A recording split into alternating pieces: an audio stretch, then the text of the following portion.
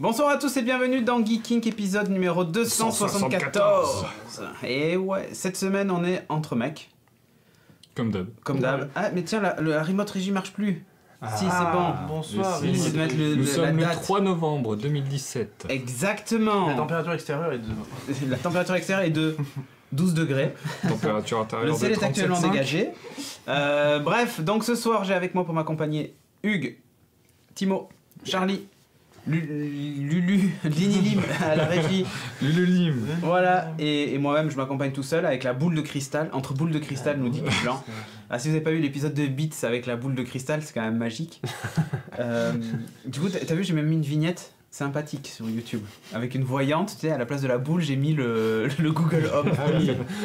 Bah oui, forcément. Excellent. J'espère que vous allez bien dans la chatroom. Donc, on voit passer des pseudos déjà, hein, Aria, Q-Blanc, Kajus, Krix33 qui est là, il dit pile pour le générique. Nickel. Loizi, Pile poil. voilà, Cisco aussi, Decheese, Virtanas. Virtanas qu'on a vu plus haut, mais oui, là il est là, Magneto, tu vois, il est là. Moriarty, ouais, il y a du monde, il y a du monde. Amy Louve, que je vois pas là, mais bon, vu qu'Aria, voilà. Hein. Cool le 274, bientôt le 200. Exactement. Salut Zirman. Salut YouTube aussi, puisqu'on est aussi sur YouTube en direct, donc on vous salue au passage. Ah, voilà, Voilà, Romain. Romain Soulier, hein, salut à toi. Gildas Knight aussi, bonsoir. Bon, petit programme chargé, on va parler de Moustachu justement, puisqu'on en parlait avant le générique. Pour ceux qui nous suivent en live, n'hésitez pas à venir d'ailleurs sur les directs de Geeking, c'est beaucoup plus sympa que de rester tout seul dans votre coin sur iTunes. Salut Grégo Boule. Personne n'a dit à Hugues qu'il avait une culotte de grand-mère autour du cou. J'appelle mon mécanique tout de suite. Mais non, mais je sais pas, je l'ai gardé. Je me sentais nu sans mon chèche. Ouais, c'est bon, tu peux le garder. Bon, bref, donc, écoute Audrey, vas-y, tu peux lancer le jingle de la partie, hein, s'il te plaît.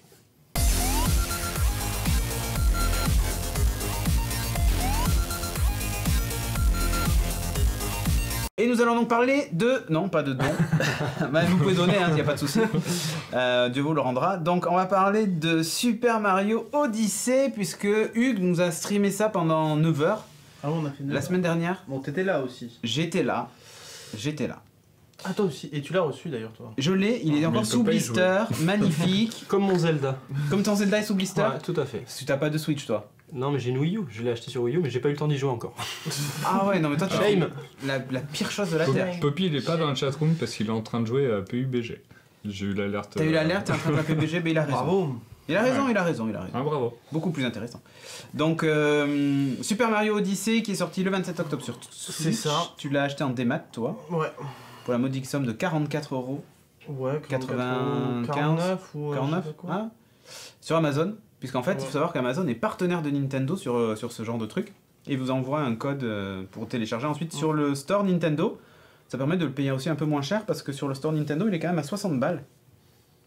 C'est ça. Donc, Mais là, il est plus à 45 euros sur... Non, il est repassé maintenant il à est repassé 60. C'était sur, la sur précommande. Amazon, Ah ouais. ouais, voilà. Et si vous l'achetez en matérialisé, donc Ouais, sur une carte il est à SD, hein, il est à 44 euros, 45 euros. quoi. Et même en général dans les grandes surfaces, ce genre de truc. Donc il y a moyen de le trouver à moins cher que ce qu'il n'est vendu autre part. C'est ça. Donc c'est pour resituer un peu le contexte, donc c'est le premier Mario sur Switch. Forcément, on a la console à moins d'un an. C'est le 6e opus en 3D. Alors qui succède donc à Mario 64, Mario Sunshine, je crois, les deux Mario Galaxy et le Mario 3D World sur Wii U, qui avait pas trop marché parce que la Wii U étant ce qu'elle est. Une Elle a un peu magnifique disparu. console. Une magnifique console s'il en est.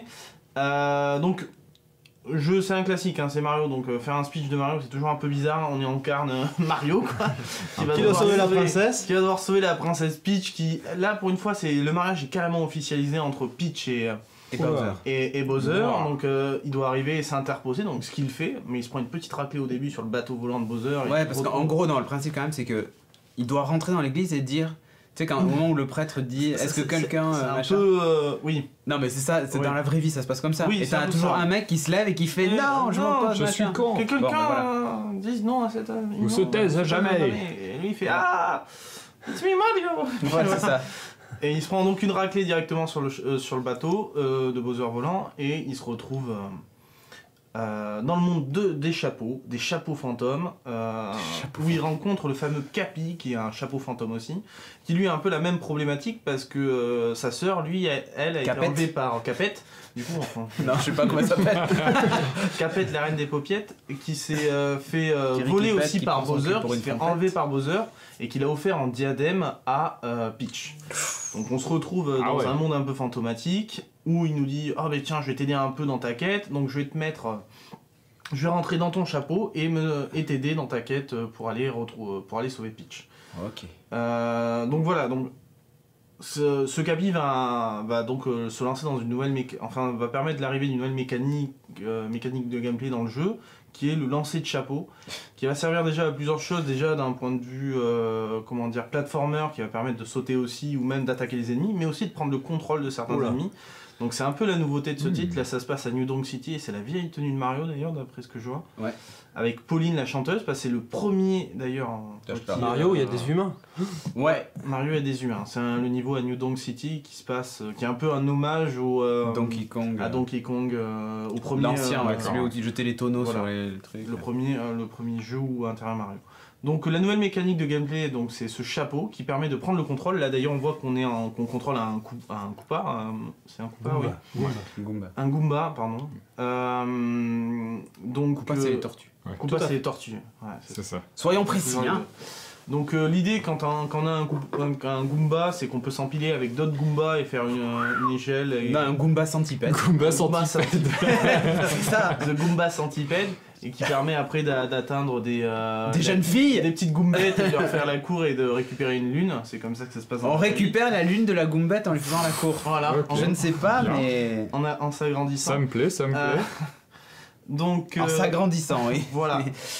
Là, on prend une petite flamme et ça nous permet de nous balader dans du sucre fondu à haute température.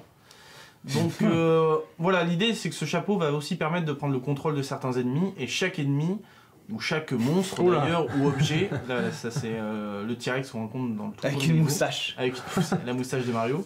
Chaque ennemi permet d'avoir des capacités spéciales qu'on comprend assez rapidement, soit en voyant l'ennemi déjà un peu avant, soit en l'ayant en main. Il y a 2-3 mécaniques en plus, là c'est le cas typique. C'est qui permet de t'allonger et du coup d'aller chercher d'autres plateformes qui sont beaucoup plus loin qu'un saut. Et en fait tu lâches les jambes et les jambes reviennent derrière. Ouais, c'est ça. Okay. Et franchement c'est top. C'est un des meilleurs, ainsi que le petit piaf de toute fin qui permet de se planter sur les murs et de monter, qui vole pas. Angry Bird. Un bec.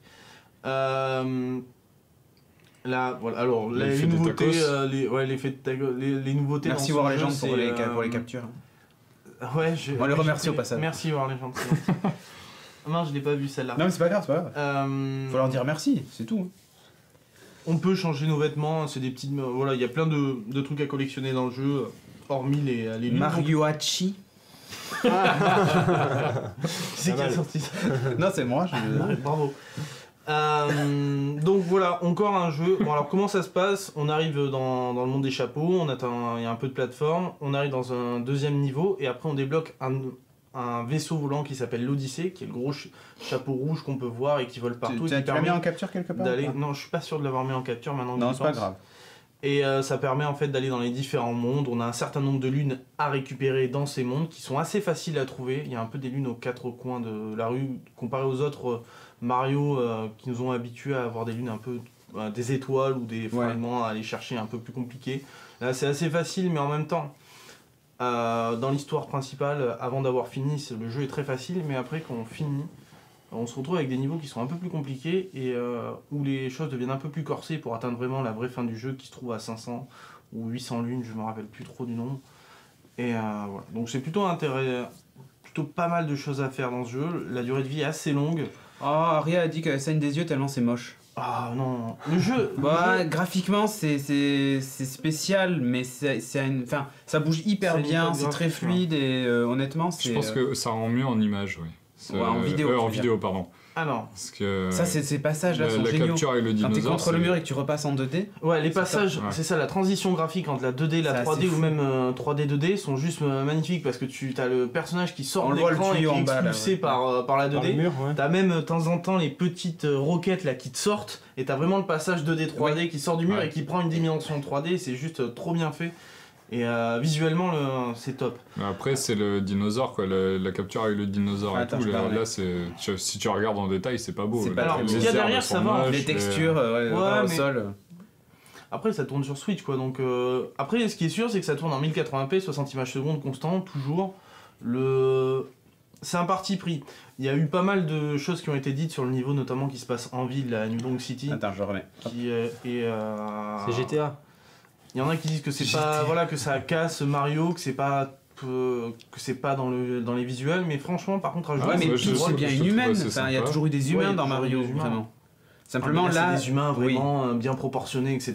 Donc Ouais. ça casse un peu le truc. Par contre, au niveau du niveau, c'est quasiment le meilleur parce que tu Le joues direct, énormément sa sur la moustache, les la gars. verticalité. Ouais. Et du coup, tu te balades, t'as vraiment une note. Ah, il chaque est cool a ce vraiment- niveau, ouais. il Mais est- c'est une grande ville, c'est pas très open grand. ou C'est pas très grand, mais c'est open. Tous les niveaux sont en open Ouais, tu vas où tu world. veux. Tu peux aller où tu veux et de la D'accord. manière que tu veux. Et t'apprends même à la fin du jeu que t'avais passé certains endroits d'une certaine façon. Et en fait, tu te rends compte qu'en faisant des courses, t'as un petit système de courses dans le jeu pour avoir des étoiles. Tu peux vraiment tricher sur les parois et vraiment t'amuser. Parce que oui, il y a la mécanique du chapeau, mais par contre Mario reste Mario, il a les mêmes mouvements que dans n'importe quel Mario. Donc t'as le triple saut, t'as le saut retourné, et même le chapeau, le lancer de chapeau te permet d'avoir une petite Sauter impulsion sur- de ouais. temps en temps pour repartir encore plus haut et tu peux vraiment... Et il roule en boule aussi. Et il roule en boule aussi, ouais. Enfin, Ça permet ouais. d'aller un peu plus vite. On dirait c'est pas mal. Sonic, mais lent. Donc, moi j'ai trouvé le jeu, bon, visuellement il est ce qu'il est, ça dépend vraiment des zones. Le niveau, moi j'ai beaucoup aimé le niveau, celui que tu montrais là où on avait le passage 2D 3D là. Ouais, ouais. Qui Celui-ci, est celui du super désert, beau. c'est- Le désert, moi je Non. le trouve très très beau, c'est un désert glacé, tout du moins au début, et franchement, là ça se voit pas forcément, mais quand on se balade autour, c'est vraiment joli. Pour revenir sur les 2D, alors moi j'ai un petit. Le seul truc qui m'a fait tiquer, c'est sur les passages en 2D. Ouais. Je sais pas pourquoi, t'as pas l'inertie des 2D Mario habituels. Ah, ok. Donc en gros, le jeu est super pas lourd en fait. Ah ouais. Et Ah ouais, c'est même dommage parce que c'est pas un Mario. Quand on y joue, on est là, non mais c'est pas. C'est pas ce à quoi Ok. je suis habitué, quoi. Donc le personnage est lourd, saute mal. Enfin, voilà, c'est. Limite, c'est sympa à voir, c'est sympa visuellement, mais à jouer, c'est nul. Bon, Aria, enfin, c'est- Emilio vous dit que Aria voit pas l'intérêt de. Comprend pas l'engouement des gens autour de Mario. Parce que est-ce qu'il a déjà joué? C'est ça en fait le truc. C'est Mario, ok, C'est une il n'y a expérience. pas d'histoire, il n'y a pas de scénario. Par contre, en jeu, C'est pas vrai, attends, c'est un profond. ouais, celui-là. on s'en fout quoi. Par contre, en C'est un jeu, gameplay quoi. c'est comme il ressemble pas mal au Zelda parce qu'en jeu, c'est tout, ça récompense toujours le joueur. C'est-à-dire que Il peut pas se Chacune- transformer en Tanuki, ça pue du cul. ouais, tu peux pas te transformer en Tanuki. Mais t'as fait un méga spoil sur Twitter. Ouais, un petit spoil. Là. Non, c'est pas un spoil, voyons. Pour ce qui est pourquoi. T'as trouvé Luigi? Non, il n'y a pas Luigi. J'ai pas trouvé Luigi. Je le cherche encore. Hein. J'ai 280 lignes, mais je l'ai pas trouvé. Ce qu'elle comprend pas, c'est. Enfin, ce que les gens ne peuvent pas. Pour un Mario, en fait, il faut vraiment y jouer pour savoir un peu quel est l'intérêt. Quand on y joue, on se rend compte que. Pour un 3... Après, c'est un peu le seul aussi. C'est un des seuls qui fait de la 3D platformer. Il n'y en a pas beaucoup des jeux qui font de 3D c'est platformer. complètement perdu. Ça. Et ça s'est perdu, et quand on l'a en main, on se rend compte que ça fait partie des meilleurs 3D platformers qu'on peut avoir, parce que Il le a été personnage méga répond. noté. Hein. Le truc répond vraiment... Voilà. Là où Nintendo pêche, ok, c'est sur le scénario, sur tous les jeux, on peut reprendre le Zelda, le même truc, mais par contre, manette en main, il n'y a rien à dire. Le truc est nickel. Que ça soit avec les deux Joy-Con en jouant en motion... j'ai pas mal joué en motion... Oui, il paraît que c'est plus contrôle, facile. et franchement le jeu est super bien aussi, c'est-à-dire que soit la manette classique, soit le motion, c'est super bien. Jouer à deux, c'est super sympa aussi. Ok. Moi je jouais Mario et avec moi on jouait juste la casquette et c'était assez facile à... Du coup moi j'avais pas trop la casquette à gérer et ça me permettait Ouais, de bien tu me veux concentrer sur les sauts. Mais c'est plaisant à jouer quand même, parce que Et- tu disais que c'était plus le même feeling que les autres. Que sur les parties 2D. Que sur les parties 2D, par contre sur les parties 3D, Ah oui, là, d'accord, c'est le même oui. feeling et Tu c'est top. retrouves Hein. les Mario Galaxy et tout ça. Et t'es toujours récompensé, c'est-à-dire que là tu dis ah il y a peut-être une lune là, je vais peut-être aller voir. Oh il y a un petit passage là et paf t'as forcément ta récompense, donc faut vraiment être attentif. C'est un jeu, t'as un peu un petit côté chasse au trésor. Ah, Cublan dit qu'en mode tablette, le gameplay est moins bien. Ça c'est possible ça. Tu perds le motion. Tu perds le motion parce que t'es avec la tablette et tu peux même peut-être secouer un tablette mais c'est pas... Je sais Ouais. pas. Je trouve pas top non plus. Donc Voilà, pour moi, ça reste un indispensable Switch. De toute façon, il y a Bah, 3 ouais. indispensables Switch Non, mais actuellement, c'est le ouf quand même Zelda, que la le première année Mario de et vie de le la Mario Switch. Kart. Ah non, c'est ouf. T'as Mario, Mario Kart, Zelda et Splatoon, et avec ça. Il y en a t'es- beaucoup qui ont t'es dit pareil. que entre le Zelda et ce Mario, et ce Mario, déjà, c'était les deux system sellers. Ah non, c'est clairement. En gros, il y a, Moi, il y j'ai a vu énormément sur de tests. J'ai vu sur ma timeline Twitter Ouais, des non, mais gens c'est que ça. qui ont acheté, ils attendaient le Mario Mais en fait, ça, pour avoir il y a- Zelda. Non, mais Et les conclusion gens, d'un ils test. avaient que, Ouais. des, que des Switch avec Avec- des contrôleurs rouges, donc ça voulait dire qu'il avait acheté pour ça, quoi. Et là, ce qui est fou, moi, ce que j'ai vu, c'est qu'il y a un test qui se terminait par si vous avez une Switch, il faut acheter Mario. Si vous n'avez pas de Switch, achetez une Switch et achetez Mario. Mais Ok. c'est assez marrant, je sais pas comment ils se sont démerdés, mais c'est vrai que je suis pas du tout fan de tout ce qui est Nintendo et tout. Et quand le Zelda est sorti, il m'a quand même fait, il m'a fait de l'œil. moi Pourtant, aussi, hein, je j'aimais pas t'avoue, trop, et je fais, ouais, il a l'air cool. Le Mario, je déteste les Mario, j'ai joué un peu avec Audrey, ça me casse les burnes. Quand je, Oui, les quand je Mario vois 2D. celui-là. Ouais, mais non, Vous avez même, fait du 2D avec même le le- 3D, C'est parce qu'il est nul. je suis. Ouais, bon, ça. J'étais pas super fan et là lui aussi j'ai bien envie de le tester quoi. Ces deux trucs j'ai vraiment envie de les tester. Et c'est fou de se dire que tu as une expérience. Alors, peut-être c'est moins bien en tablette, mais quand tu passes en tablette, tu dis que tu as une expérience Mario 3D en tablette.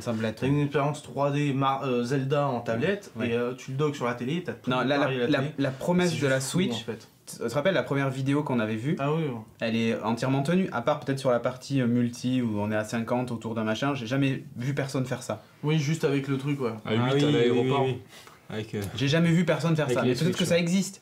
Mais par contre, la promesse de je le branche, ça marche direct, je l'enlève, Ça marche direct. Le c'est- truc c'est est vrai, en fait. instantané. c'est instantané. Ouais. C'est là, connecter tes Joy-Con ou tes différentes manettes, ça se fait instantanément. Ah oui, aussi, c'est même incroyable. des nouveaux trucs. Non, non, C'est honnêtement, complètement c'est fou. ce qu'ils ont fait est vraiment, vraiment très bien. Et donc ça respire ça. Ça va cartonner à Noël. L'autre. Ah, ouais. D'ailleurs, ils ont augmenté la cadence de prod. Ouais, Ah oui, pour Du coup, à pour Noël, fournir vous un- devriez pour fournir en un- avoir si c'était le cadeau que vous attendiez. Ouais, si vous avez peur qu'il y ait des ruptures, quand même, soyez. Tardez pas trop. Tardez pas trop. Il va y avoir le Black Friday bientôt. Pour les accessoires, en tout cas, vous devriez retrouver des trucs sympas. Ouais. Mais top. Mais top. Ok. Moins bien que le Zelda, parce qu'on me posait la question. Peut-être moins bien que le Zelda, beaucoup plus classique en termes de Mario. C'est pas une révolution de Mario, c'est juste un bon combo de tout ce qui a pu être fait sur Mario. Ouais. Mais tout aussi intéressant, indispensable quand même. Ok. Voilà. Alors maintenant, on va parler un petit peu de high-tech. Je vais vous parler du Logitech K750. Je sais plus dans quoi on en avait parlé. Je crois qu'on avait parlé dans Beats. C'était ce fameux clavier avec avec des panneaux solaires qu'avait fait Logitech et une batterie à l'intérieur. Et l'idée en fait c'était que quand Logitech avait sorti ce truc, c'était pour dire bah voilà, fini l'utilisation de piles, c'est un clavier écolo et tout, c'est génial. C'est-à-dire qu'il faut ouvrir son volet quand même. Ouais, quand même. Ça, t'as pas le choix. Hein. C'est un clavier de hipster. Le hipster il va dehors, c'est pas. C'est ça. Non, mais dans ton bureau, c'était suffisant. L'éclairage d'un bureau, ça suffisait largement, tu vois, pour Ouais, le ouais, clavier. Le clavier reste vivant. Donc c'était le K750. Seulement, il y a eu un mini scandale parce que, ben, au bout de quelques années, la batterie commençait à lâcher. Ah oui, c'est un Ça vieux arrive. clavier, alors. Mais du coup, ils se sont dit, c'est pas grave, on va changer la batterie. Sauf qu'en fait, après démontage, il y a une grosse capsule d'ailleurs qui indique qu'on ne peut pas remplacer la batterie, que c'est impossible, machin et tout ça. Sauf que dans les faits, c'est une simple pile bouton lithium Ah. rechargeable. D'accord. Et là, tu vois, tu as un petit papier dessus qui te dit ne pas remplacer la batterie, en gros, c'est pas possible et tout ça.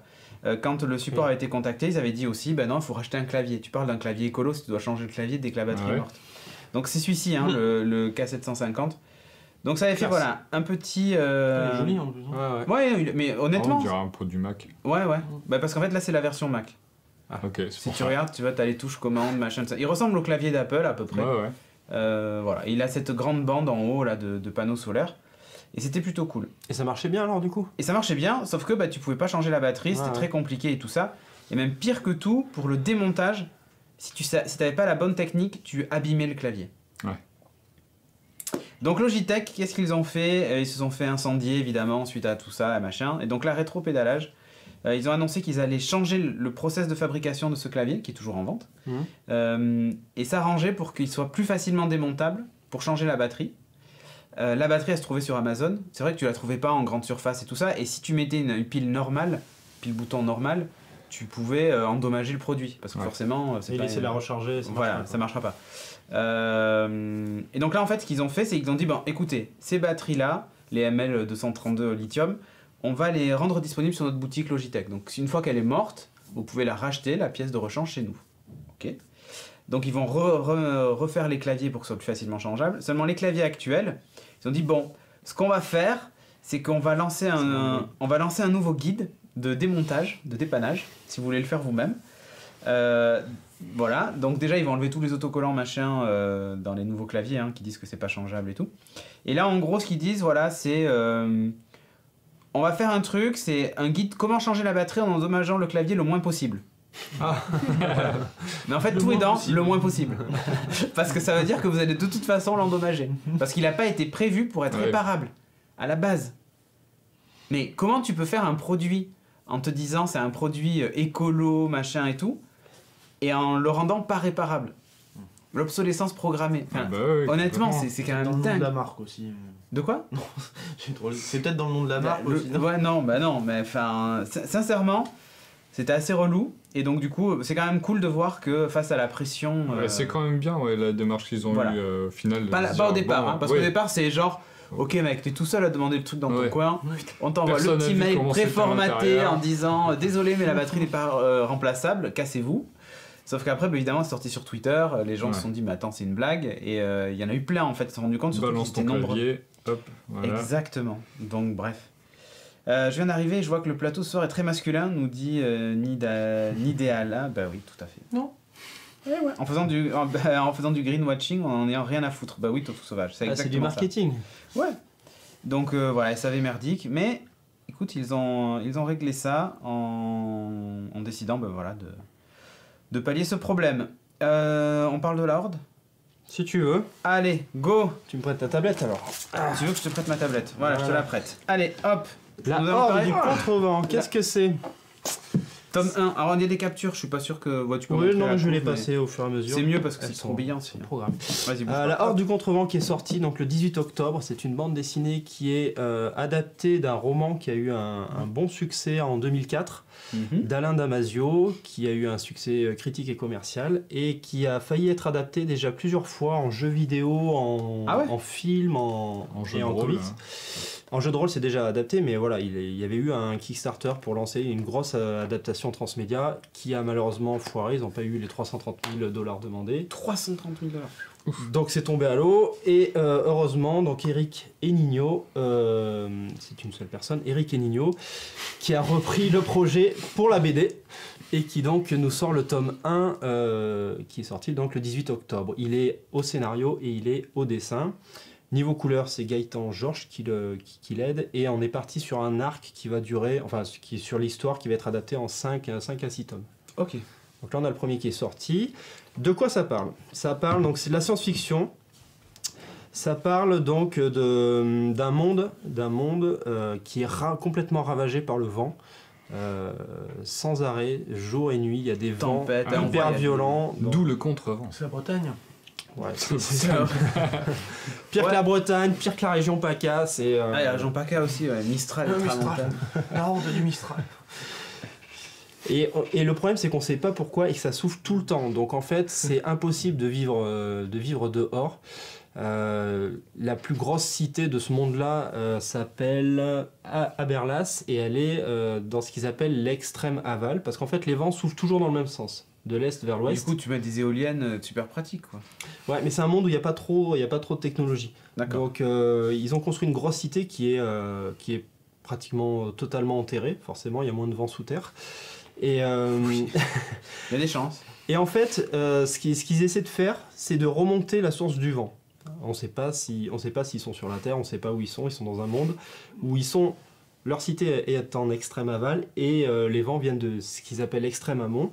Et en fait, ils forment des hordes d'une vingtaine de personnes. Je crois qu'ils sont 23 dans le roman, et en fait, dans la BD, il a un peu allégé le truc, ils sont que 16 ou 17.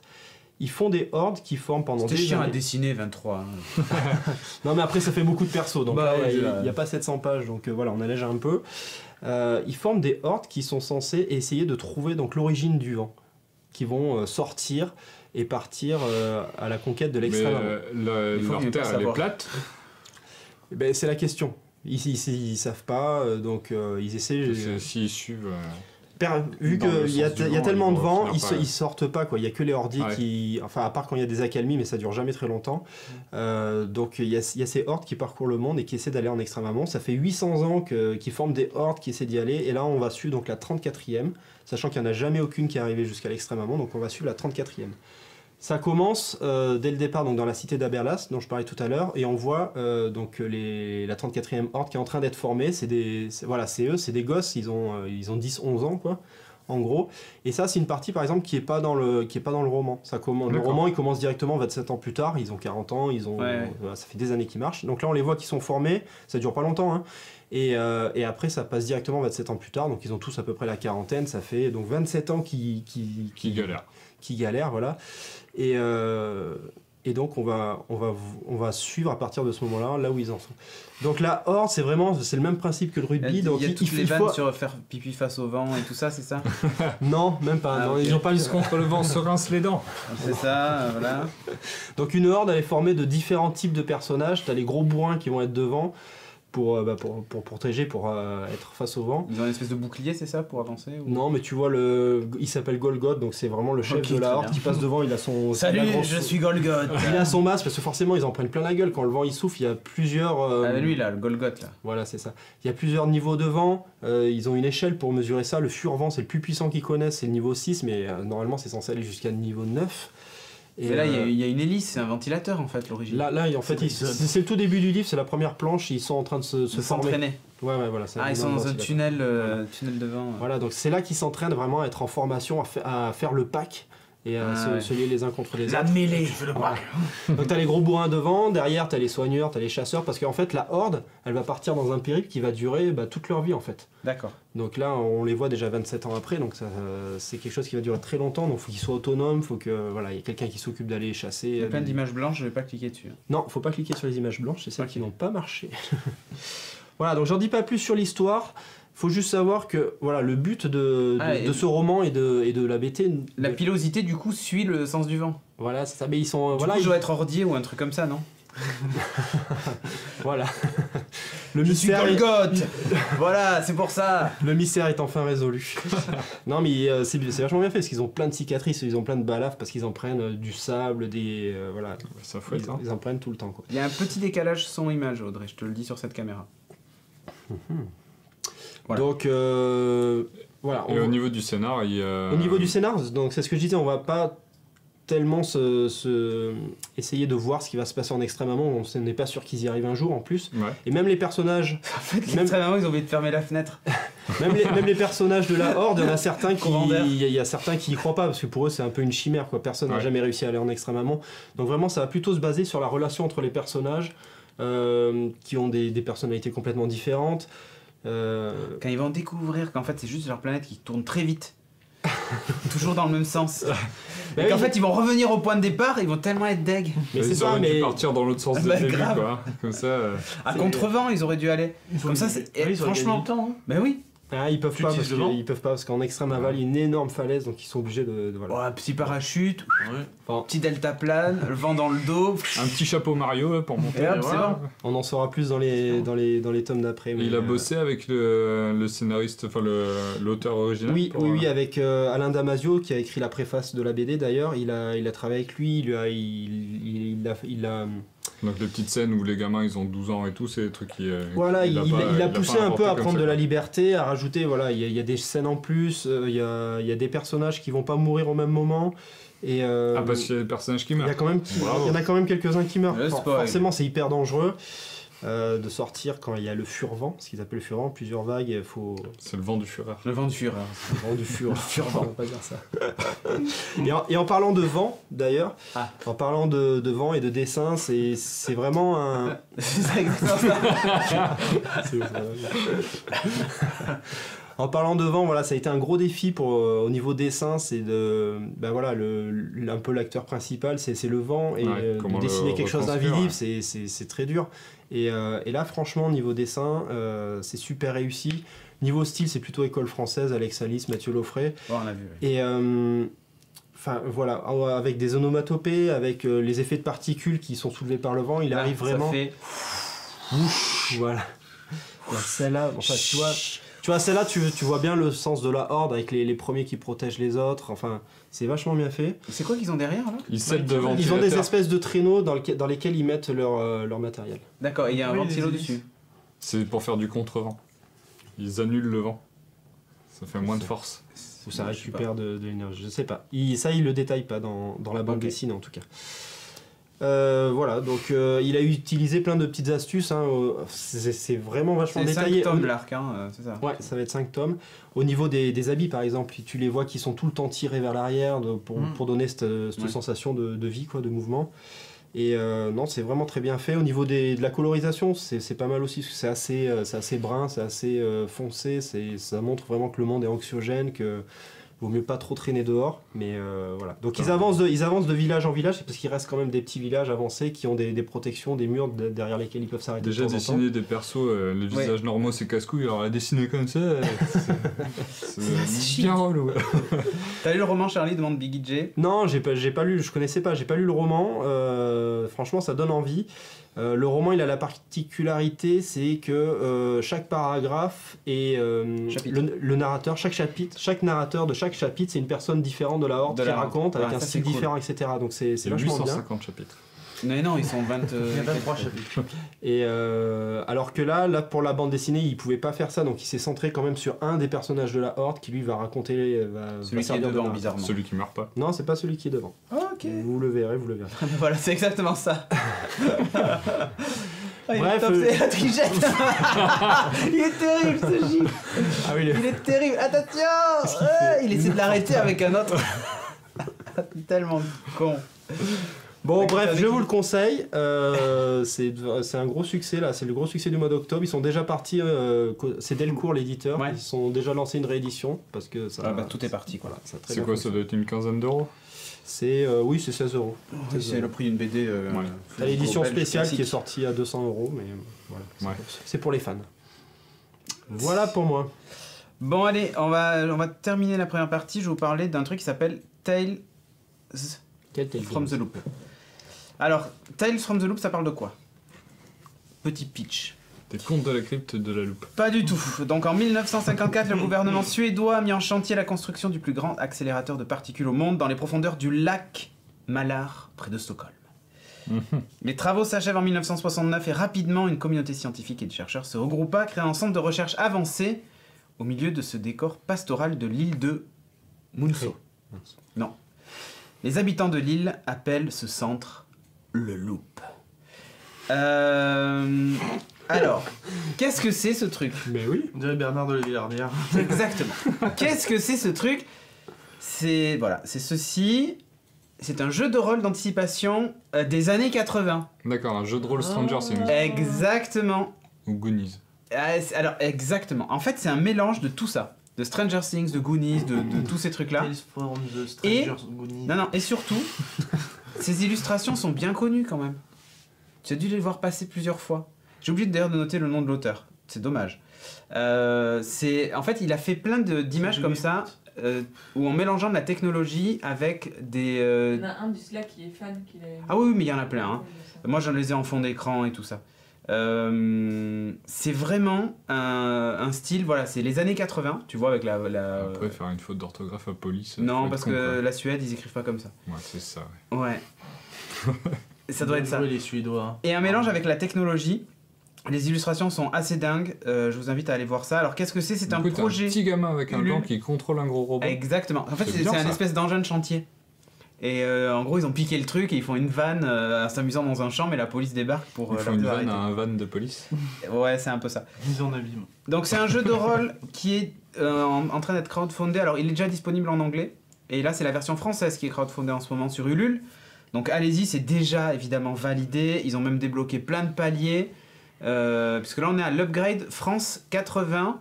Alors, il y a un supplément en France dans les années 80 où je crois que sur le truc, on voit des 2 chevaux et des trucs comme ça. C'est assez fun. Voilà, c'est... Les coupes mulets. C'est un peu ça.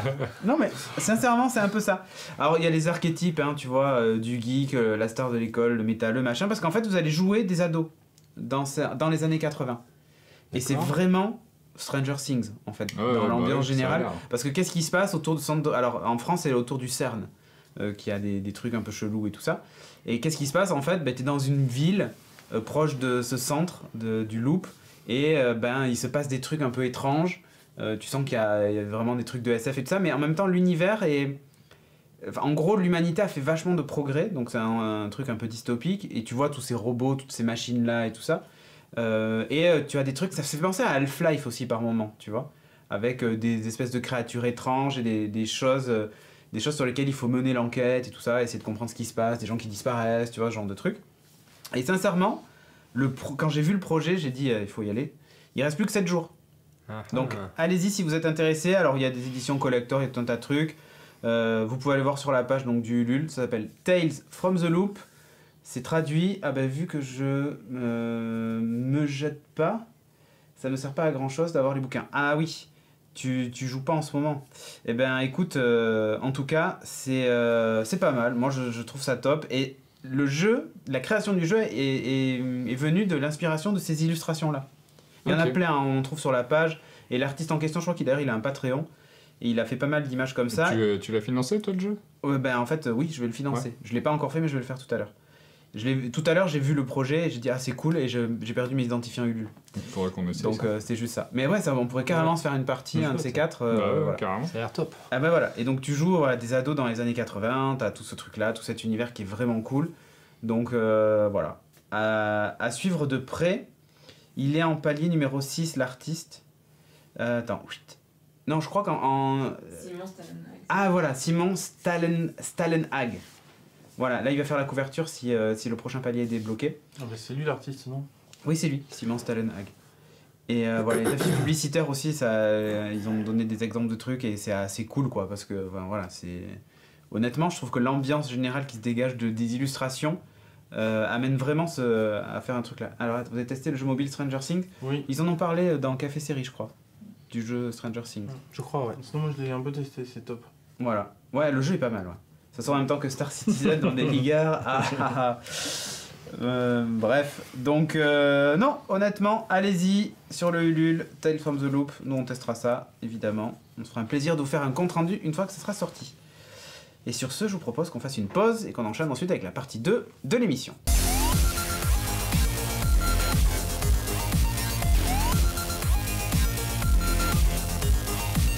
Partie 2 de l'émission, et nous allons parler de Thor. D'ailleurs, vous avez écrit Thor, mais c'est Thor Ragnarok. Je sais pas qui a noté ce sujet, mais il a pas fait son taf. C'est pas moi. Je crois que c'est moi. Voilà, c'est là. Ouais, c'est vrai. Parce qu'en fait, tu voulais pas que pour toi, Thor Ragnarok n'existe pas. Tu l'as pas aimé, c'est fini. Donc, du coup, tu dis non, ça n'existe pas, c'est Thor multicolore. Bah si, je l'ai bien aimé, mais c'est pas un Thor. C'est beau ou pas? C'est trop beau. Ah, c'est trop beau, j'adore. C'est magnifique, hein. Moi j'aime bien. Quoi. C'est tellement n'importe quoi. Moi j'aime bien le côté visuel complètement nawak. Je trouve qu'ils ont bien réussi à gérer plein de couleurs flashy. C'est un exercice très dur. Très dur. Et tu trouves que ça va avec le Thor Mais non, c'est pas un film Thor pour moi, c'est pas Thor. Ok, alors attention, on va rentrer dans le sujet direct. J'ai copié le pitch de Allociné. Est-ce que vous l'avez lu? Privé de non, son mais on le veut puissant bien. marteau, Thor est retenu prisonnier sur une lointaine planète aux confins de l'univers. Ça spoil tout le film. Pour sauver Asgard, il va devoir lutter contre le temps afin d'empêcher l'impitoyable Hela d'accomplir le Ragnarok.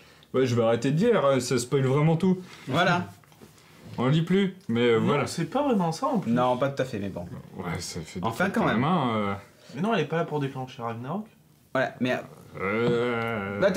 Mais pour y parvenir, il va d'abord devoir mener un combat titanesque de gladiateurs. Super. Quand tu lis le scénario comme ça, les mecs te disent ok les gars, j'ai une idée de scénar.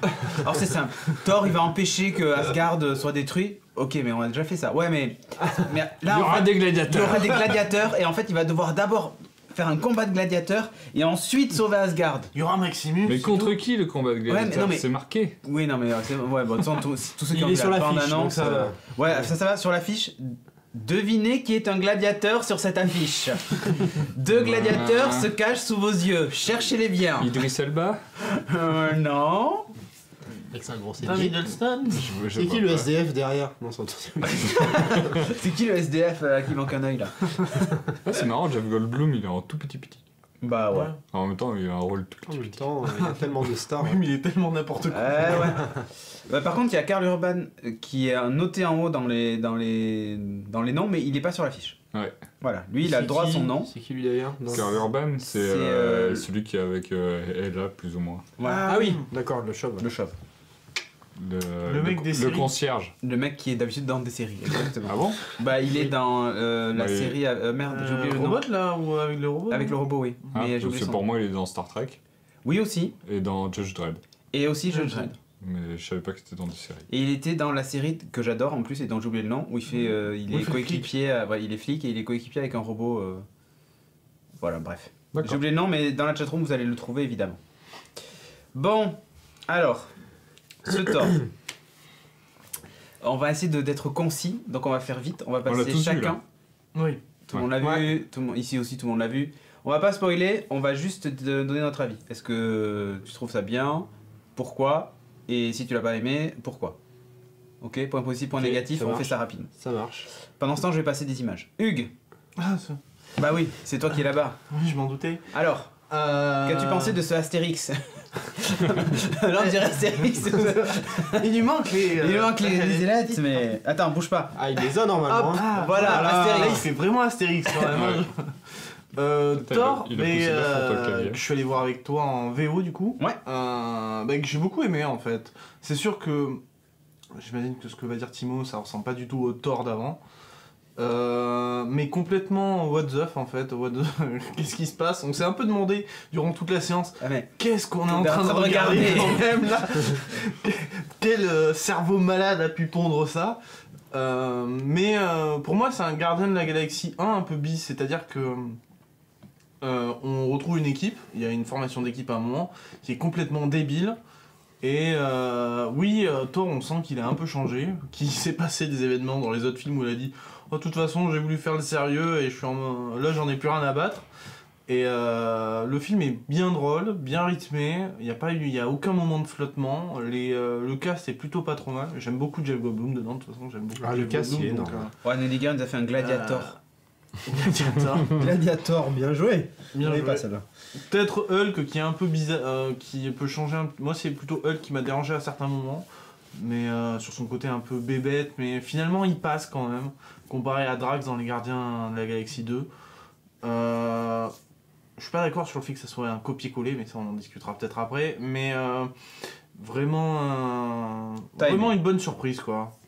Ok. Bonne surprise, ouais, très bien. Il s'inscrit pas mal dans. Puis ça permet d'ouvrir sur. Comparé aux autres, je trouve qu'il ouvre mieux sur peut-être la suite de ce que va donner le Marvel Universe au cinéma. Ah oui. Ouais, de toute façon, ça devient what the fuck Ouais, avec il est un peu plus ancré, ouais, dedans. des magiciens, Voilà. des machins, des trucs. Et... Il s'intègre mieux, je trouve, Mhm. que les autres. Ouais. Voilà. Timo? Moi, j'ai pas trouvé que c'était un mauvais film. Parce qu'il est. C'est clairement une comédie. C'est comédie d'action et. Ça passe, à mon avis, pour le tout public. Je pense que là, ils ont vraiment pris l'optique Disney. Il faut que ça fonctionne bien. Faut que les enfants ils kiffent à fond. Et les gamins qui étaient dans la salle, ils ont vraiment adoré. Moi, j'ai trouvé ça assez Je pense qu'ils n'ont enfin, pas compris toutes les vannes, les gamins. Je dans la pense salle. pas. C'est des vagues, hein. Mais t'as beaucoup de gags quand même de situations où, Ouais, oui. donc des chutes ou des trucs un peu, enfin vraiment Loufoque, obvious où là quoi. t'es obligé de rire. Et ça t'en as un bon paquet, t'en as même un peu trop. La Valkyrie dont j'ai oublié son nom et qui ne sert quasiment à rien, son apparition j'ai trouvé ça complètement naze. Oui. Ok, tu bois un peu d'alcool, mais le gag était vu. Il y a des trucs un peu trop lourds. Il y a des trucs vraiment trop lourds et qui n'ont pas fonctionné pour moi. Contrairement à Hulk, j'ai vraiment apprécié Hulk. Je trouvais que c'était assez intéressant de voir l'évolution que Hulk a vraiment eu en tant que Hulk lui-même, parce que d'habitude on voit Banner et Hulk, et là c'est vraiment Hulk, comment, quand tu es à 100% Hulk, qu'est-ce que tu deviens, comment tu te construis. Et ça, j'ai trouvé ça assez intéressant. Après, les personnages secondaires, Loki, je l'ai trouvé plutôt sympa. Hélas, elle fonctionne pas trop mal. Et Thor, alors c'est là où je suis un peu mitigé, c'est que j'aime beaucoup Thor qui est là parce que c'est Star-Lord. Il a le même humour que Star-Lord, c'est devenu Star-Lord. C'est des frères jumeaux. Okay. Là, pour moi, le Thor Ragnarok, c'est ce qui aurait dû être quasi les Gardiens de la Galaxie 2, quoi. Tu retrouves le Drax nul, t'as Hulk qui est mieux. Le leader, t'as Thor qui est mieux maintenant.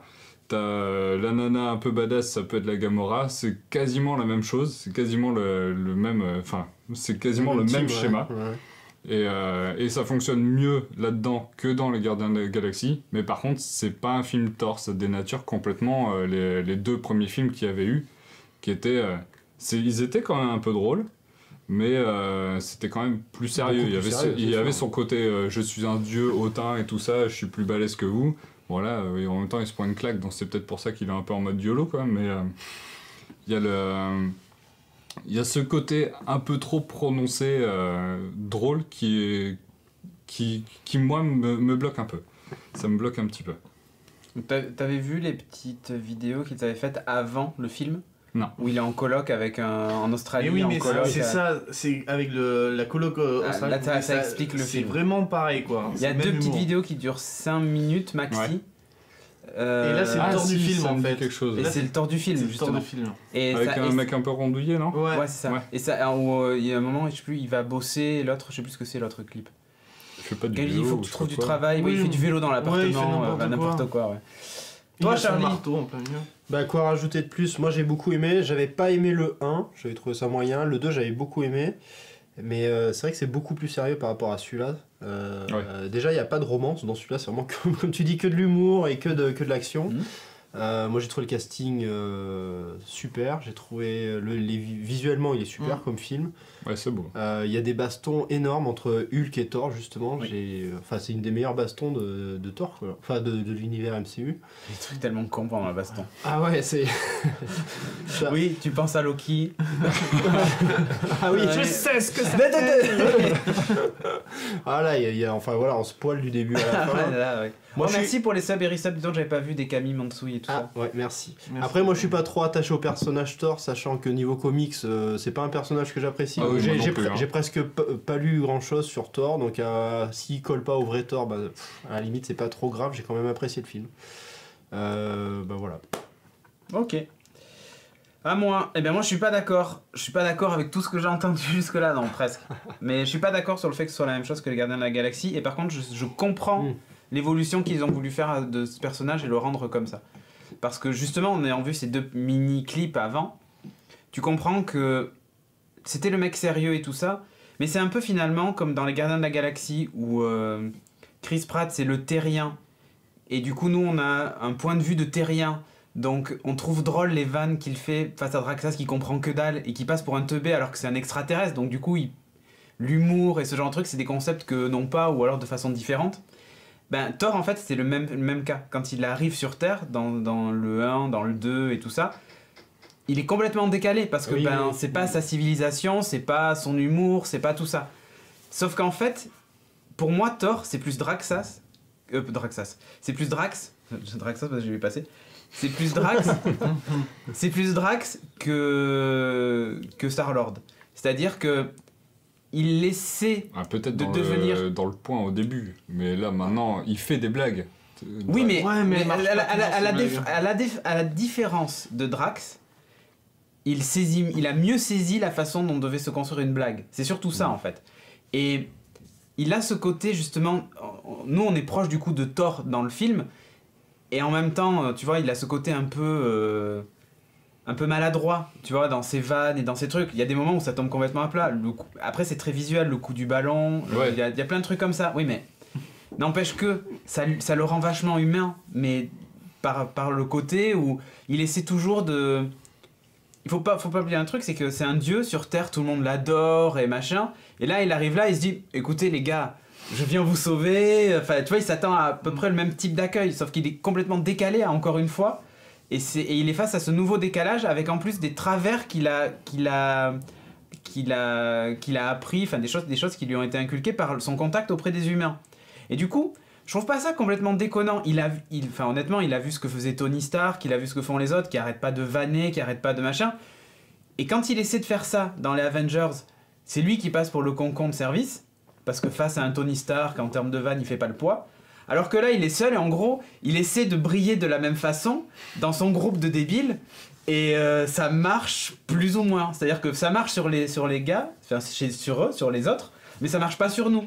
C'est-à-dire qu'on rigole de ce que fait Thor, mais plus parce que on trouve que c'est très con, alors que par moments on rigole des autres extraterrestres parce qu'on trouve que ce que leur fait Thor, justement, et les vannes qu'il leur raconte ou les trucs qui se passent, bah, on arrive à peu près à se mettre à sa place, tu vois. Il y a cet aspect... on sent que le personnage a évolué... ou au moins, enfin c'est très forcé. Tu vois bien que ces vannes sont forcées, ça sort pas comme ça. Dès les 2 premières minutes du film, c'est des blagues à la Star-Lord. Mais oh non, mais c'est plus. Ah. Je parle à un. Moi je trouve que ça faisait plus Tony Stark. Ouais, mais je tourne. Alors hormis le fait que ce soit surnaturel. Attendez 2 minutes. Attends. Hormis le fait que ça soit surnaturel, souviens-toi la scène des Avengers quand Iron Man il est poursuivi par l'espèce de gros truc géant Shitori qui vole dans le ciel et qu'il a dit je vous amène la partie d'anniversaire ou je sais pas quoi. C'est exactement ça. Il a pas rencontré encore Star-Lord, mais par contre il a été face à dans Avengers, il a été avec les débiles de l'autre côté, tu vois. Mais je pense ça fait plus ça. Il a été calqué, il a été calqué là-dessus. Et l'ennemi qu'il combat, c'est un ennemi qu'il connaît.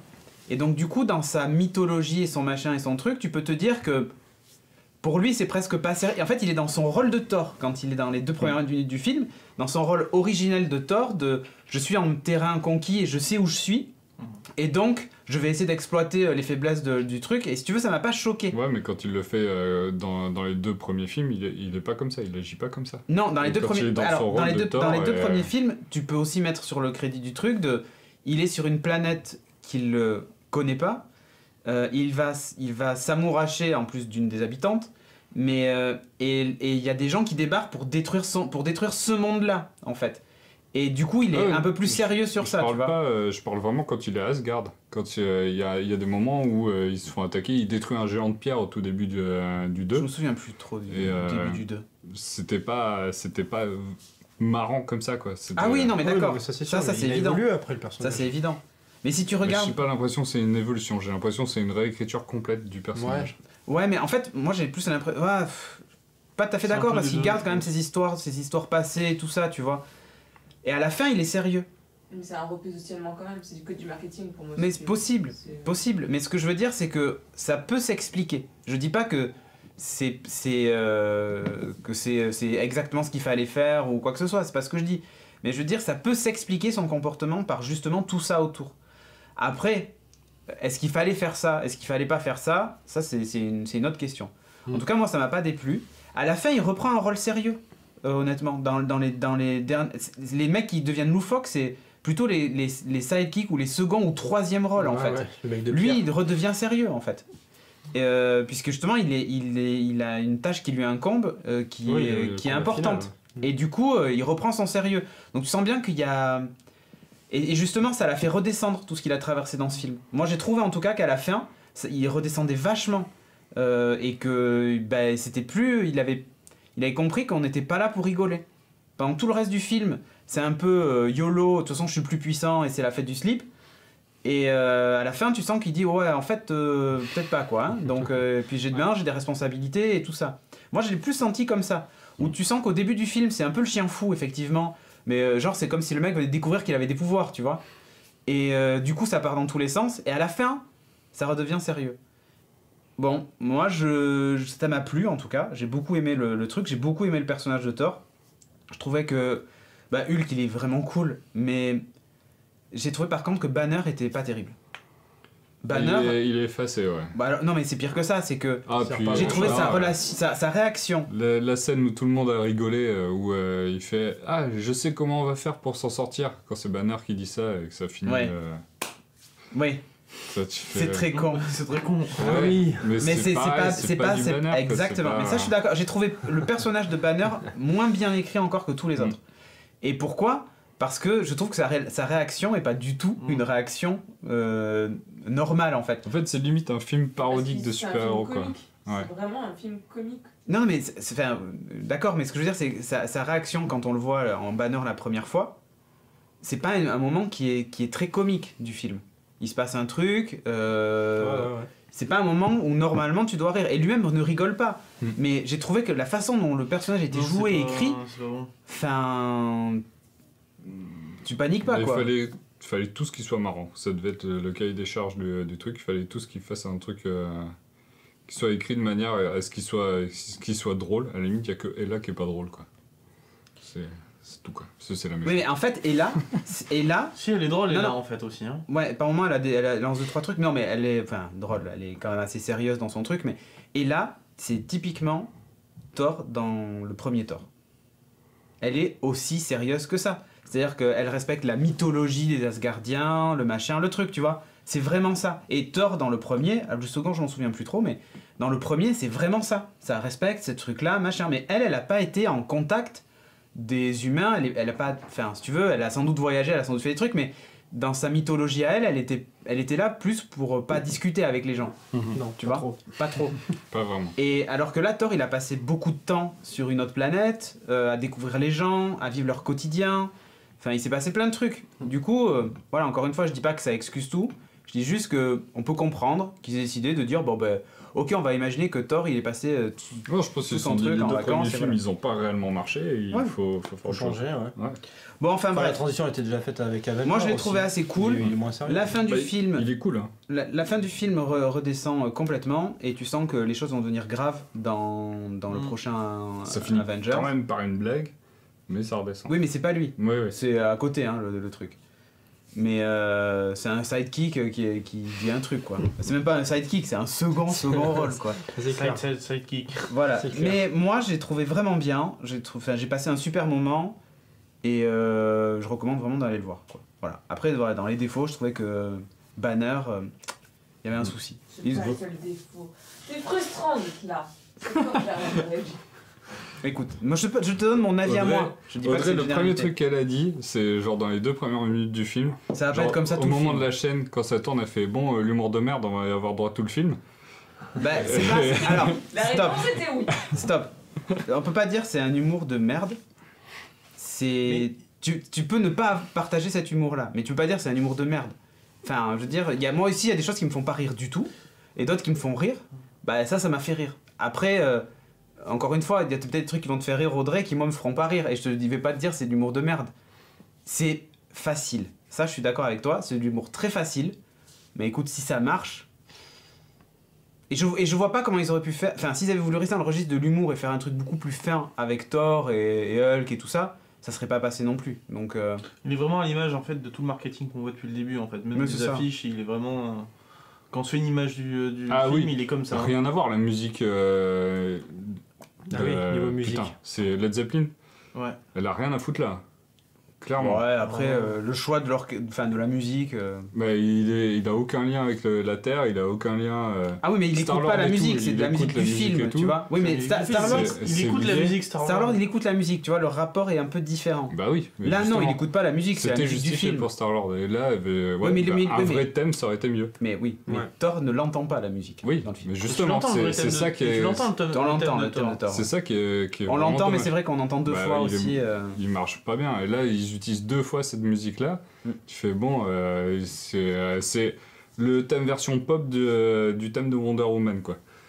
Ouais, c'est un peu ça. Ouais. Tu fais bon. Là, C'est un peu il y avait pas. Ça, par contre, je trouve pas le moyen de. J'arrive pas à l'expliquer. Pourquoi ils ont décidé de faire ça. C'est. Parce qu'ils lui ont donné un look et c'était pour accentuer peut-être le look années 80. Ouais, 90. mais tu crées un thème. Tu crées une Bon, enfin, vous vision. avez eu nos avis. Si vous voulez vous faire le vôtre, vous pouvez filer au cinéma, le regarder. Il est encore en Ah, salle. vous allez pas passer évidemment. du mauvais temps, c'est sûr. Non. Non, dans l'ensemble, c'est un divertissement. Enfin, faut pas oublier Enfin, vous ça. êtes prévenu, c'est- ça sera pas un tort sérieux, donc. Non, mais voilà. Mais, Ce sera pas un. Vous allez vous un tordre Winter de Soldier. rire. Ouais, ça dépend, Audrey, c'est pas trop tordu de rire, a priori. Non.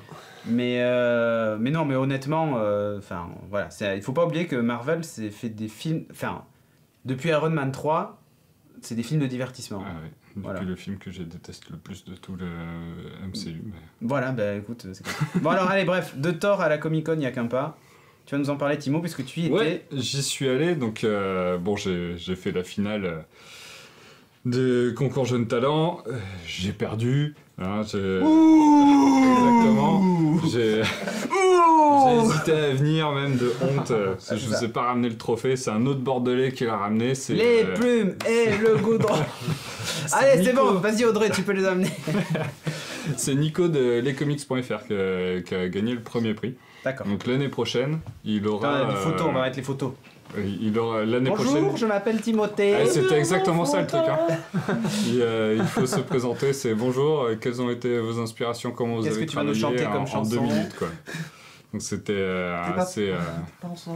assez compliqué. Donc voilà, le mec à lunettes avec le t-shirt blanc sur la droite, c'est lui qui a gagné, donc qui est aussi un youtubeur Il a payé. qui fait partie de lescomics.fr et qui dessine super bien, donc je suis assez content que ce soit lui. On était une dizaine pendant cette finale et le petit chauve qui est au milieu, c'est pas Bruce Willis, c'est Brian Michael Bendis. Oh la classe. Qui est bon, un des grands scénaristes de chez Marvel. Et après la défaite, j'ai pu aller le voir un petit peu, il m'a donné pas mal de conseils pour m'améliorer. Non. Il t'a dit, bon là ce que t'as fait c'est vraiment de la merde. Hein, ok. Bah, il a fait. Attention, Attention, je vais être dur avec toi. Je vais être dur avec toi.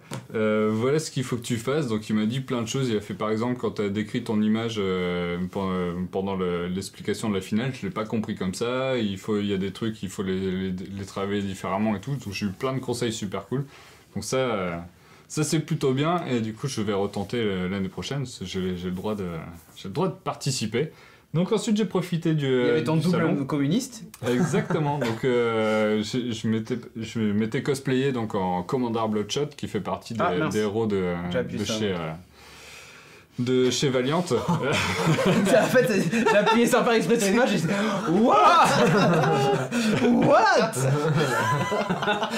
Je l'ai pas fait exprès mais c'était parfait. Et à un moment, je me baladais et il y a Bloodshot, donc la version normale, qui m'a interpellé, qui fait Hey, Commander, il fallait que je te retrouve et tout. Donc c'était assez rigolo, assez improbable. Du coup, vous êtes bastonné ou pas? Il y a très peu. Non. Qui c'est qui a gagné? C'est moi. Mais donc là, j'étais au niveau de l'artiste allée. Ok. Donc cette année, il y avait une artiste allée apparemment plus conséquente que l'année dernière, parce que j'y étais jamais allé. C'est la 3e édition, je crois, comme ça. Donc, dans l'artiste allée, il y avait quand même pas mal de monde, beaucoup de Français, mais aussi des noms internationaux, genre Matteo Scalera, Tim Sale, Don Rosa, qui était vraiment qui était posé là-bas, et tu pouvais aller les voir rapido. Il y avait une queue de fou pour Don Rosa qui dessinait la jeunesse de Picsou. Tu m'étonnes. Donc, c'est vraiment Stranger Things avait un de petit stand, comme on peut voir. Ouais. C'est très... Alors... L'artiste allé, tu vois, t'as les étages comme ça, bah, c'était un couloir sur un des étages, et ça c'est donc c'est au hall de la Villette. Là c'est les gens qui donnent l'argent. Et là c'est là où tu vas dépenser ton argent, et là où c'est là où les gens ont aussi payé pour être là. Donc là t'as un peu de tout, t'as stand PlayStation avec des jeux, t'avais de la VR, t'avais donc un méga stand Stranger Things avec la reconstruction du salon, et si tu pédalais, t'avais un vélo, si tu pédalais, tu pouvais regarder la télé, tu pouvais regarder tous les épisodes en fait. Enfin, tu pouvais regarder peut-être les deux premiers épisodes ou un truc du genre. Donc, le concept était assez fun. Il y avait des costumes de Justice League, de Batman qui rentre en CE2. C'est ça, Batman à la rentrée scolaire. Il y avait beaucoup de stands, dont ça c'est Akileos et Bliss Comics, donc les 2 éditeurs bordelais qui sont réunis ensemble pour faire pour partager un stand, parce que apparemment il faut quand même raquer pas mal.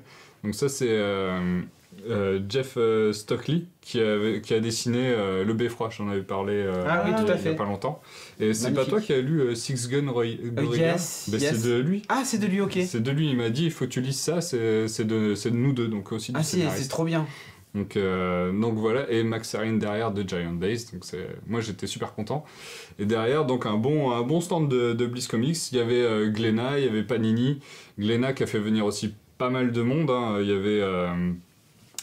y avait Jet et Mathieu Salvia, Salvia, oui c'est ça, de Croque-Mitaine.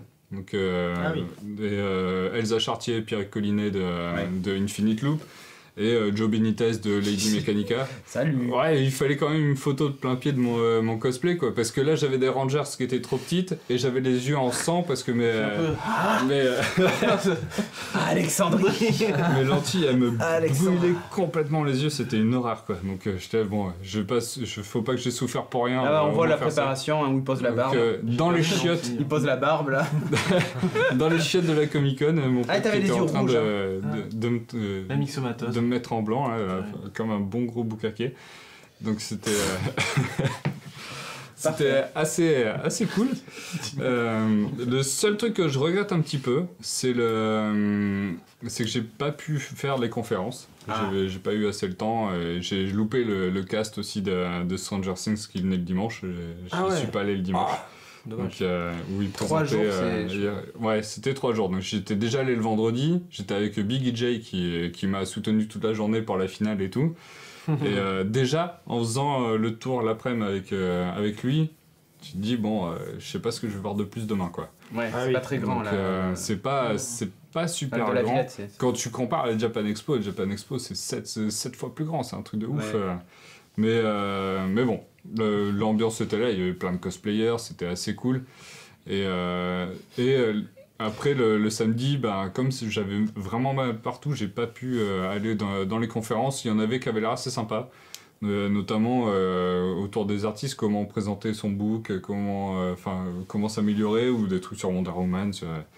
Donc voilà, après il y avait forcément des acteurs. Il y avait Finn Oui, Jones Jimmy Bamber aussi. de Iron Fist. Ouais, lui c'est Battlestar, c'est ça. Battlestar, Serinda Swan de Inhumans. Donc voilà. Et C'est Medusa. Ouais, c'est ça, c'est Medusa. Mais elle a pas de exactement. cheveux. Non, les cheveux tout courts et ouais. tout blanc, je crois.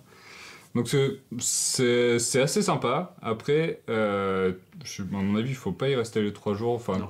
t'as vite Ouais, fait le tour, c'est sachant que c'est 23 € la journée. Ouais. Donc non, 3 jours. c'est pas un petit Il y a un budget, passe quoi. par jour. Ouais, mais. Le pass 3 jours, je sais pas. C'est-à-dire les acteurs de j'ai Stranger pas Things vu étaient le encore film. à Paris puisqu'on était à la Paris Games Week. Ah ouais, mais le Paris Games Week, c'était C'est encore- dans la suite, quoi. Voilà. Donc, Du coup, là c'est en ce moment d'ailleurs. ouais, c'est ça. Voilà, ils Donc, sont restés là et ils étaient à la Paris Games Week. Les mecs ils ont été s'amuser. Ah bah ouais, Ils font tant tout, qu'à hein. faire. Bah ouais. Donc voilà, c'était assez cool. Je suis content de pas avoir eu à payer parce que Ouais. on n'a pas eu les accrèdes, mais C'est vrai que nous Geeking on n'a pas été ouais, accrédités. on n'a pas eu les accrèdes. Pourtant j'ai mixé Bravo, Comic-Con, Geeking, bravo. Too Many Books. J'ai fait allez vas-y. Mais il y en a plusieurs qui n'ont pas eu les Ouais, accrèdes. L'année dernière c'était pire a priori encore. Ouais. Donc là ils sont un peu calmés, mais nous on rentrait pas dedans. Donc j'ai dû dessiner et donner de ma personne pour rentrer. C'est ça. Pourquoi on Pour en avoir parle un alors pass gratos.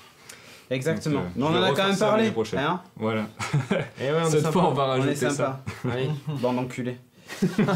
Comme ça on aura des accrèdes pour les prochaines. Ah ouais, là c'est bien. Là. Je Putain, on est montrerai bien pas parti, cette je pense. vidéo. Ouais, on en a parlé, mais regardez pas la vidéo. Voilà.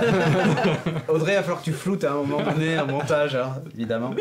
Bande de petits poneys, faut remplacer. Voilà. Allez, maintenant on va parler de Stranger Things saison 2. Pareil, on spoil pas. Il y a plein de gens toi, qui l'ont t'as pas pas vu vu. du tout. Mais il y a plein de gens qui l'ont pas vu du tout. Bah alors, qu'est-ce que vous faites? Bah, il y a des gens qui ont une vie, hein, c'est tout, c'est comme ça. Oh. Allez, Stranger Things saison 2. On fait pareil que pour Thor. On commence dans l'autre sens. Ok, je commence. Je l'ai pas vu. À toi, Charles. Ah, moi je l'ai vu en entier. Quoi en dire? C'est moins bien que la saison 1, largement. Quoi J'ai été. Quoi Quoi C'est moins bien que la saison 2. Voilà. Winona, elle est choquée. C'est clair. Bah, il est tout le temps C'est Non, étrange ce non. que tu dis. Et Charlie dit que la saison 2 est moins bonne que la saison 1. Mais qu'est-ce qu'il est en train de dire?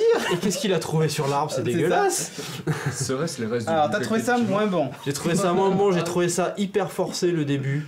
C'est on croule sous les références des années 80, genre voilà, oui. ils ont vu que ça marchait bien sur la saison 1, les 2 premiers épisodes c'est que ça. Alors c'est rigolo mais Je ne vois pas de quoi tu parles. bon, voilà, du coup il n'y a pas trop d'histoire sur le début. Après ça décolle et ça finit bien quand même. Ça décolle comme ce truc gluant sur l'arbre. Voilà. Après les acteurs restent fidèles à eux-mêmes, donc lui voilà forcément Hooper il est hyper bon.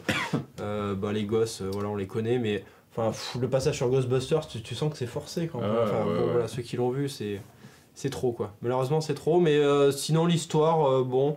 Bah, le problème, c'est que maintenant qu'on connaît le monde d'à l'envers, il y a plus cette partie un peu mystérieuse qu'on avait dans le 1 où on se disait Mm. putain qu'est-ce qui se passe, comment ça se fait que les gens ils passent à travers les murs. Là c'est bon, c'est moins surprenant et Ah bah ça, c'est sûr, saison 2, c'est moins surprenant. ouais, mais bon après T'avais pas trop d'attentes peut-être? non je pense non mais non, bon j'ai quand même été déçu. Ok, toi Timo. Bah, moi j'ai vu que les 7 premiers épisodes. Bon, c'est déjà pas mal, je crois qu'il y en a que 9. Secoue-toi Timo. Oui, non. Et je suis assez d'accord avec Charlie sur le coup de. On croule sous les références des années 80 sur les premiers épisodes. C'est. Après, ça fait assez fan service, mais bon, ils sont quand même pas tout foutu de côté. Hein. On retrouve petit à petit les persos. Alors, c'est assez lent à se mettre en place, apparemment, c'est ce qui est plutôt critiqué. Je trouve que c'est lent, mais pas mou. Tu te fais pas chier. Ouais, ça se regarde bien, quand je même, trouve hein. que c'est bien écrit quand même. Il se passe pas grand chose, mais c'était quand même assez. Enfin, au bout d'un an, tu oublies pas mal de choses quand tu regardes une série et tout. Il y a même des persos. Lui, je l'avais complètement oublié, le perso à la batte au début. Je fais, mais qui es-tu, quoi? Donc il fallait clairement. remettre un peu, moi, en j'avais pas place. Et donc tu retrouves un peu tout ça et de suite t'as toujours quand même un lien avec le Upside Down et tout ça, donc ça fonctionne pas trop mal. C'est même séparé plus ou moins en deux parties. Enfin, les persos, t'as les gamins avec un nouveau personnage qui débarque et qui rajoute des nouvelles thématiques à l'adolescence et tout ça. T'as d'autres persos un peu à côté qui vont vivre d'autres expériences qui vont étoffer un peu la mythologie de toute la série. Donc ça fonctionne pas trop mal, et là moi je me suis arrêté au moment où ça va se retrouver. Donc je sais pas comment ça va se terminer, mais c'est vrai qu'il y a une belle écriture des personnages quand même, surtout Hopper. Je trouve qu'il y a vraiment quelque chose dans le premier, ça faisait vraiment... Il était déjà pas mal dans le premier. Dans le premier, ça faisait vraiment le flic, tu sentais qu'il y avait quand même un bon fond. Oui, c'était le côté rassurant. Mais bon, Ça, il faut pas le faire chier. Et là, t'as ce côté qui est encore mieux travaillé. Ouais, Et c'est un perso qui est mis en vraiment top, avant. quoi. Ouais. Ouais. Il est bien. Lui, il est bien. C'est devenu vraiment un des persos principaux et auquel tu peux très vite avoir de l'affect.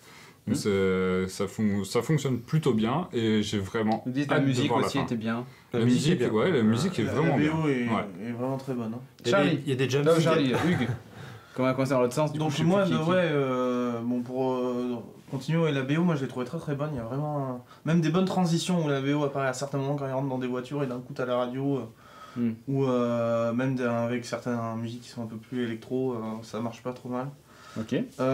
Oui, effectivement, ouais, elle est un peu, c'est comme tu dis, c'est lent, mais c'est pas mou. Donc on sent que ça monte progressivement. Moi je l'ai trouvé bien. C'est le titre Alors, de la moi- sextape. C'est lent, Titre de ma mais c'est pas C'est mou. pas mou. Titre. Les persos principaux sont bons. Il y a même des nouveaux persos. Je pense à un certain Bob qui rentre en scène et qui est vraiment pas mal. Moi, j'ai plutôt bien aimé Ouais, il est cool, Bob. ce perso. Même le nouveau professeur qui à un C'est- certain moment est plutôt pas trop mal et On a ça dit change pas de un peu spoil. de. Non, mais. Bob, c'est On assez l'apprend, marrant on le parce voit dans que le premier, quoi. c'est un acteur qui fait partie d'un film, dans ce genre d'ambiance, quoi. Et il a un peu le même rôle en fait. Ouais. C'est Mais qui a un peu grandi. écrit. Voilà, c'est ça. C'est assez cool. Et non, moi ce que j'ai bien aimé dans cette série, c'est que peut-être on rentrait plus au cœur des personnages et que il y avait plus de, comment dire, il y a eu un peu plus de jeu d'acteurs, c'est-à-dire des moments un peu plus, les enjeux sont un peu plus importants, je trouve, en fin de saison que dans la saison 1, avec, il y a une insouciance qui était dans la saison 1, on savait pas trop ce qu'on affrontait, Ouais, donc voilà. c'était cool, tu vois. Alors là, à la fin de la saison 2, on flippe un peu quand même. Il y avait Mais, quand même un côté psychologique avec la mère qui, tu sentais qu'elle était, Ah bah, elle est pétée un plan. pétée complet. elle est hein, pétée complète. De toute façon, elle est pétée dès le début. Mais tu sais, Ouais. elle était pétée dans la saison 1, donc... Ouais, Là, mais là, ça on la l'a voit bien moins quand même. défoncé. On la voit moins, Ah. c'est pas plus mal. Et dans les gosses, Remets les gosses, c'est vrai que Mike, il est un peu disparu de la circulation. Et, Mike, ouais, c'est oui, vrai qu'on c'est- voit c'est ce qui est pas mal, c'est qu'on voit beaucoup plus celui de gauche, Will, je crois qu'il Oui, s'appelle. qu'on ne voyait pas dans la saison Ouais, 1 parce que complètement son... disparu. Et son même, rôle le même permettait pas. Lucas de droite aussi. Et bon, après. Bon, Dustin, c'est toujours Dustin. Ouais, un peu trop Dustin d'ailleurs. Ah, ouais, moi je trouve pas. Moi, je Le trouve- coup avec c'est Destiny l'animal qui Chronicles. récupère là, moi j'ai trouvé ça un peu. Non, c'est pas Ouais. une série. Pour moi, c'est pas la série folle, mais par contre, ça reste une bonne série qui se consomme très bien, qui fait plaisir en plus pendant les fêtes d'Halloween. Hein, enfin, je trouve ça. Oui, c'est Ça cool. tombe Le bien, timing, ouais, le timing est parfait. Tu vois, je regardais la série, puis j'ai eu envie de bonbons en mangeant la série. Tu vois, t'étais là. Je sais pas pourquoi, parce que le premier se passe pendant Halloween. Et donc, t'as cette envie, t'as un petit côté Madeleine avec Stranger Things qui est Bah, pas c'est désagréable, exactement ça. même si c'est pas ouf. Il y a eu quand même des bons, je pense notamment aux 2 épisodes de fin qui sont pas mal, où il y a un peu plus de jeu d'acteurs et un peu plus de sentiments entre les acteurs. Et je trouve ça pas trop mal à voir à l'écran. Et, voilà. Et notamment le personnage d'Hopper qui est vraiment top sur cette saison et Ok. qui est vraiment beau. Parfait. Eh bien, on a terminé l'émission. Audrey, est-ce que tu peux lancer le jingle de fin, s'il te plaît?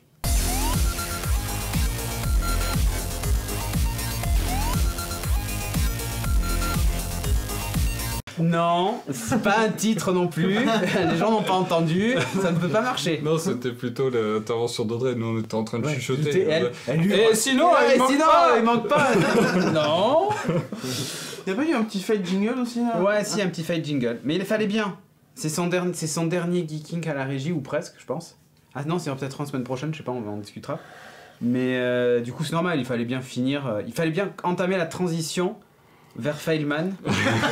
Du coup, bon, voilà. Réintroduire Feynman. Réintroduire Feynman gentiment. Alors ça, c'est pour les gens qui sont sur le live, puisque forcément, les gens qui nous suivent sur iTunes, ça, Audrey aura monté ça, hein, pour masquer son erreur. Évidemment. Bon, allez, vous nous retrouvez sur Twitter, ici, donc Cédric Bonnet, Abrutim, Charlie, c'est 2 underscores ou un seul? Il y en a deux. 2 underscores, Donc ok. c'est bien. Faut que je paye pour avoir récupérer mon pseudo. Ah merde. @Katanug et @Linilim pour Audrey. Si vous voulez donc suivre nos aventures. On met jamais le compte de Geeking d'ailleurs, Geeking.fr. Ah, c'est ballot. C'est vrai, on oublie. Remarque qu'il est dans le générique de fin, donc Oui. c'est pas non plus très grave. Puis, plus de place. En termes de stream sur la chaîne et d'émissions, donc vous aurez samedi matin, Sunday morning, ça sera le dernier normalement. Samedi matin? Samedi Dimanche matin, pardon. Saturday morning. Non, dimanche matin, je dis une connerie. Non, parce que j'étais en train de dire, attends, demain on est samedi, ok, donc samedi il n'y a rien, très bien. Donc Si, il y a dimanche. Niquez-vous peut-être, non? Si, il y a Electronique et vous. C'est vrai, il y a Electronique et vous. Donc, on a aussi Sunday morning dimanche matin et vous aurez Family Sunday le soir. Je crois qu'ils font du HOTS, de Heroes of the Storm. Ça va être hot. Ça va être hot. J'ai failli te redemander qu'est-ce que c'était, alors que tu me l'as dit au début de l'émission. Alors, c'est un peu comme LOL, mais dans l'univers de Ouais. Blizzard. Voilà. Et sinon, merci encore 1000 fois de nous soutenir parce que grâce à vous, le Patreon est un peu remonté. Ouais. Pour payer le studio, Ouais, faut c'est bien ça. Et c'est ça, il faut bien ça. Donc merci à vous. Donc geeking.fr/don, vous pouvez nous soutenir grâce à Patreon, qui paye le loyer. Vous pouvez être sub à la chaîne. Et il y en a plein qui ont sub et resub qu'on voit ici. Et ça paie encore ce mois-ci Audrey. Vous avez plein de moyens de nous aider aussi en partageant l'émission, en faisant découvrir autour de vous. Et puis voilà, c'est pas mal. La menthe de Chag va très bien, vous inquiétez pas, tout Elle va a même bien. fait des bébés. Il y en a Elle a deux. fait des bébés, maintenant il y en a 2, il y en a partout, on sait plus quoi en faire. On n'a pas trop compris. Pour mais- payer la future Villa Geeking, ouais c'est ça, c'est presque ça. Bon sinon, sinon vous ferez quoi les geeks le samedi soir? Pourquoi? Ah il y a Electronique et vous? Non c'est pas annulé, vous inquiétez pas. Voilà, vous avez un mot à ajouter ou pas? Non. Alors ça c'était le mot de Charlie, non? Toi c'est quoi ton mot? Non, c'est bon. Un seul j'ai dit. Si la cagnotte PC pour les streams de Link, elle est toujours ouverte. Hein. Ah la cagnotte PC, ok. Et la voisine, alors moi je vois pas d'ici Hugues, tu vois quelque chose? Non. Non, en plus je suis myope donc. Ouais, ok, ça va très aider. bien. Il y a de la lumière. Ouais la lumière c'est bien. Mais celle-là est beaucoup trop balèze, alors du coup. Mais ça de limite rien, le je me contre-vent. force car je ne vous aime pas, dit Draxas. Bah écoute, avec grand plaisir. Hein. Si le futur Geeking peut héberger des rigs, je paie l'électricité. Écoute, on peut peut-être se monter une pièce dédiée à farmer du bitcoin, si tu veux, il n'y a pas de problème. Hugues est myope, dit Codelab, et oui, et oui. Bon bref, merci encore à vous, merci Audrey, et puis rendez-vous la semaine prochaine, par là, enfin bref, geeking.fr/agenda si vous voulez savoir où nous retrouver. Allez. Ciao, ciao. Ciao, ciao.